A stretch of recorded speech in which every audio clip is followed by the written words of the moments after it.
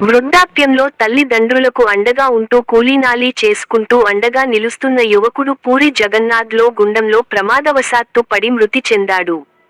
నిరుపేద వృద్ధ తల్లిదండ్రులు దిక్కుతోచని స్థితిలో ఆపన్నహస్తం కోసం ఎదురుచూపులు చూస్తున్న ఘటన పలువురి మనసులను కలిచివేస్తుంది. నిజామాబాద్ నగరంలోని గాజుల్పేట్కు చెందిన 30 ఏళ్ల వయస్సు గల యువకుడు నీల సాయికుమార్ గుప్తా పూరి జగన్నాథ్లోని గుండంలో ప్రమాదవశాత్తు పడి మృతి చెందాడు. 2 రోజుల క్రితం మృతి చెందగా ఆలస్యంగా వెలుగులోకి వచ్చింది.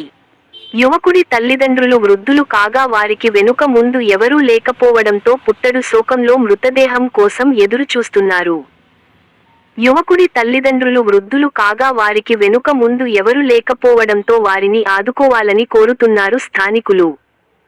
పూర్తి సంఘటన వివరాలు ఈ విధంగా ఉన్నాయి. నగరంలోని గాజులపేటకు చెందిన నీల సాయికుమార్ గుప్తా ఆటో నడుపుతూ జీవనం కొనసాగిస్తున్నారు. నిరుపేద కుటుంబం కావడంతో పని చేస్తేనే పూట గడిచే పరిస్థితి. వృద్ధ తల్లిదండ్రులు సాయికుమార్ మీదే ఆధారపడి జీవనం సాగిస్తున్నారు. కాగా ఓ ట్రావెల్స్ సంస్థ వారు దేవాలయాల సందర్శనార్థం టూరిస్ట్ బస్సు తీయగా పలువురు కాలనీవాసులతో పాటు సాయికుమార్ కూడా వెళ్లాడు.